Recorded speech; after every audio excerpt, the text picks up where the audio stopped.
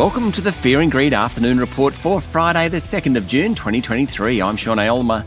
Every afternoon we've got the 5 stories that happened today that you need to know about. Story number 1, the Fair Work Commission today lifted the award rate for 2.4 million workers by 5.75%, the highest amount in decades. Economists and employers immediately warned that the increase in the national award wage rate could trigger higher interest rates, job losses and cuts to hours. The national minimum wage, which affects about 180,000 workers on the lowest rate, will rise by 8.6% to $882.80 a week. The Australian Council of Trade Unions said the decision, which meant up to $51.08 extra a week for entry-level retail staff, was a historic cost of living increase and urged the Reserve Bank not to lift rates to undercut it. Fair Work Commissioner President Adam Hatcher said the panel opted for a below-inflation pay rise for award workers after concerns about entrenching high inflation expectations. Story number 2, the S&P ASX 200 looked like it was in for a strong day this morning, but the Fair Work Commission decision triggered expectations of higher interest rates, and that weighed on the market. So it fell sharply, and then it clawed some of the way back to finish up 0.5% to 7,145 points, which is pretty much where it started the week. The materials sector was the standout today, while more defensive companies like consumer staples, healthcare and telcos were the underperformers.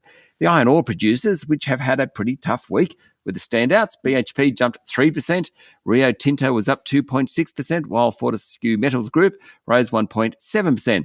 Energy giants Woodside and Santos also rose 1.7%. Coles, Woolworths, Telstra and National Australia Bank were the worst of the large caps. Better mention uranium miner Paladin Energy. It was the best performing stock for the second successive day, up more than 11%. Earlier in the week, it tumbled on the back of speculation that its partly owned mine in Namibia could be partially nationalised. But it released a statement today saying the Namibian government had no intention of seizing any stake in any existing mines, hence the share price surge. Also worth a mention, fixed income markets. Investors are now pricing in a 25 basis point rate hike next week, with several market economists forecasting 2 or 3 more rate rises in coming months. Story number 3, earlier in the week, BHP considered it had underpaid about 28,500 past and present employees. That was worth about $430 million, saying its systems hadn't upgraded to include new legislation from back in 2010. Today it was supermarket giant Coles' turn.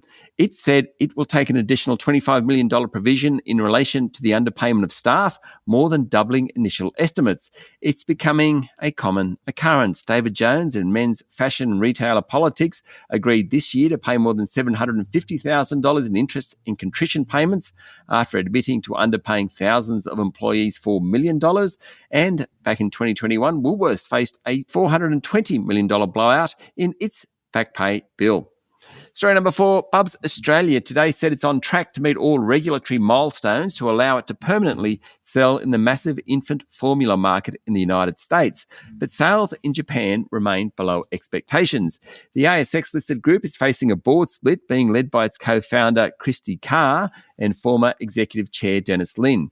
Today, Bubs said that sales of formula and adult nutrition in the Chinese export market remained below expectations, and revenue in the 3 months to March 31 was down 56%, with the company now facing a build-up of inventory. That's never good news.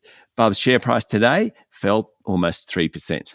And story number 5, the US debt ceiling crisis is over. Well, at least it was resolved this morning with Senate passing the bill, thus averting default. It's taken weeks of negotiation between the Republicans and Democrats, including President Joe Biden, and has roiled financial markets. But this morning, it passed 63 votes to 36 in the Senate. That certainly helped risk assets. We saw that in equity markets here in Australia. The Aussie dollar also jumped as a result. It's now back above 66 US cents. Oil prices were also higher. That's it for the afternoon report for Friday, the 2nd of June, 2023. Don't forget to hit follow on the podcast and find Fear and Greed on LinkedIn, Instagram, Twitter and Facebook. Join Michael Thompson and I tomorrow morning for the Weekend Fast 5 by Fear and Greed. I'm Sean Aylmer. Enjoy your evening.